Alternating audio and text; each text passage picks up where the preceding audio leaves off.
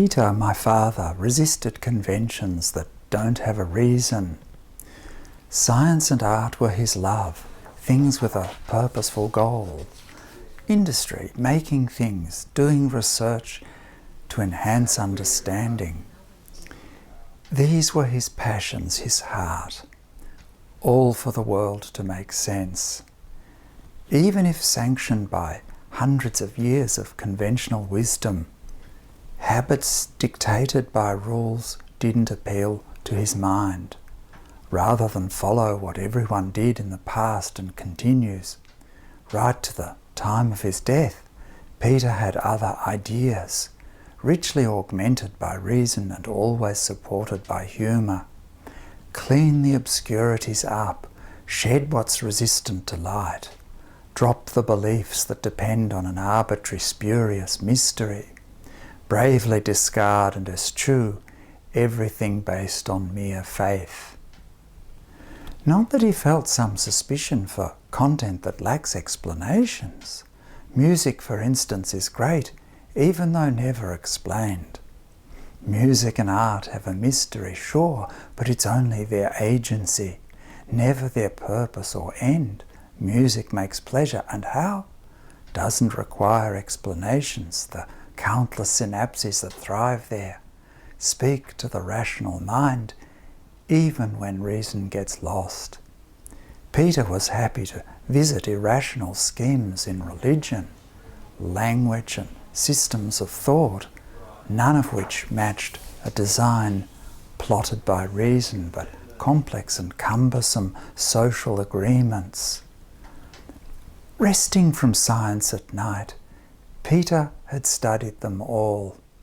Slowly and carefully he fathomed the grammar and vocab of German, French and Italian, and then Swedish and others besides.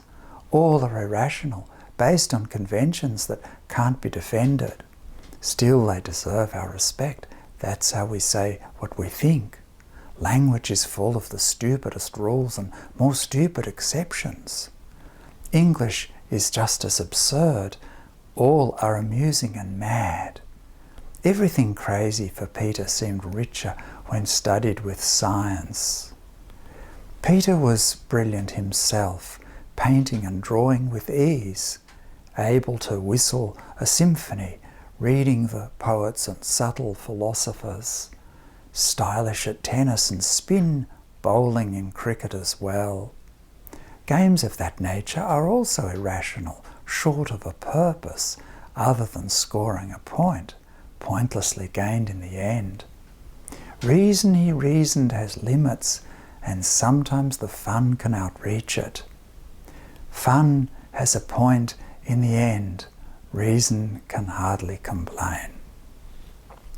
Peter was never intractably hostile to faith and religion.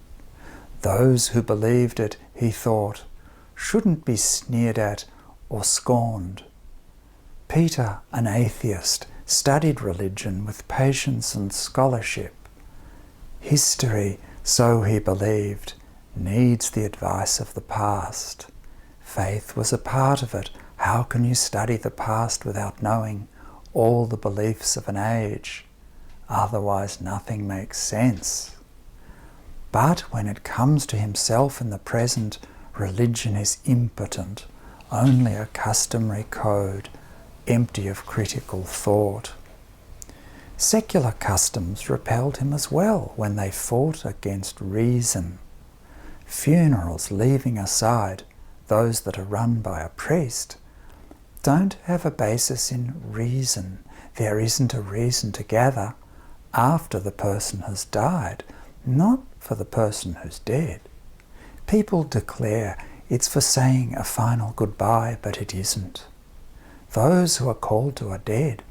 No one can talk to them now. Saying goodbye says goodbye to the living.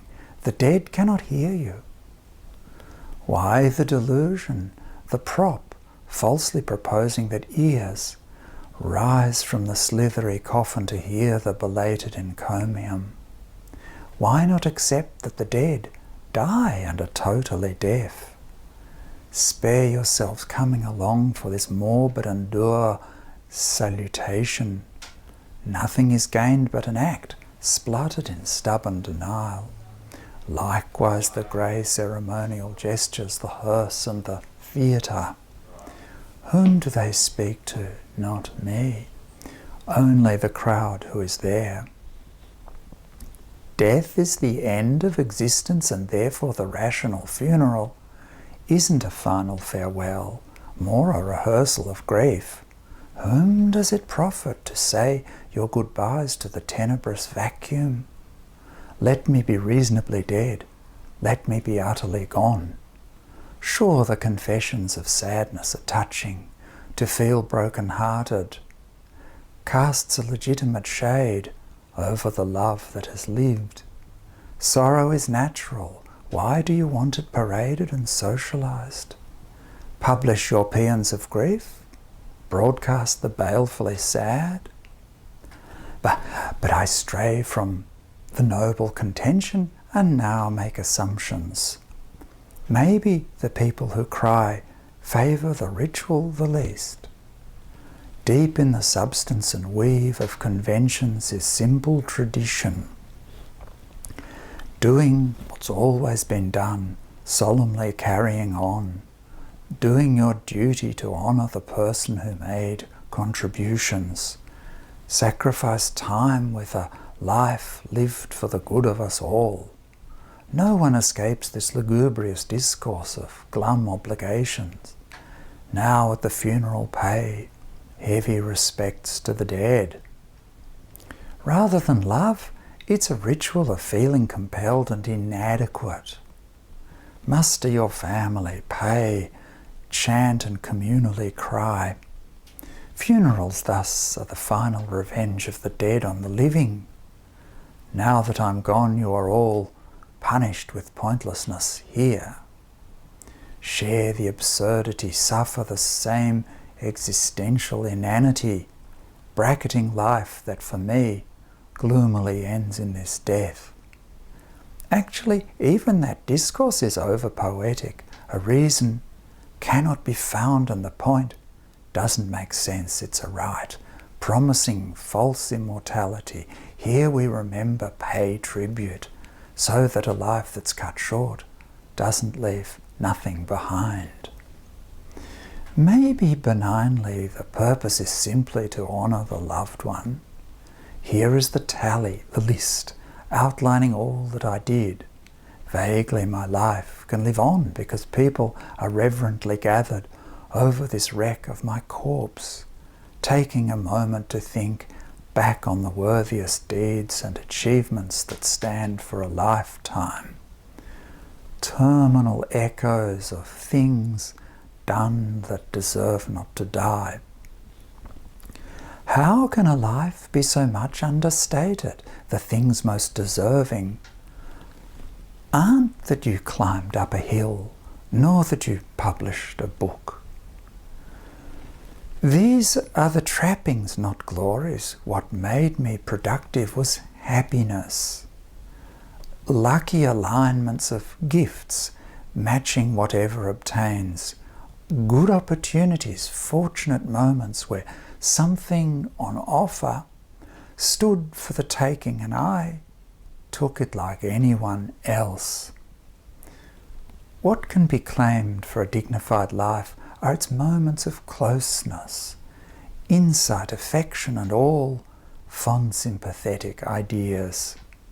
That's what we hear in the moody abstraction of meaningful music. Nothing can speak for the high pitch of the tender sublime. Peter, if anyone, earned the entitlement freely to brag about everything done in his life. Idleness wasn't his curse. No one worked harder. Each moment was put to immense productivity. Anyone wanting to boast wouldn't be short of a script. Given, however, that Peter was humble, one honours his modesty. Bragging was loathsome and vain, blighting your friends with unease. Not to betray the adored self-effacing and gentle mentality, let there be nothing but peace, speaking contentment with life. Peter donated his body to science consistent with everything, held in his rational mind. Science might use it for good. If he could speak, he would say that the body is now immaterial, chemically there and yet not, functioning still to be me. If it can serve an ulterior purpose of final fulfillment, rests with the classroom or lab, searching for medical truth.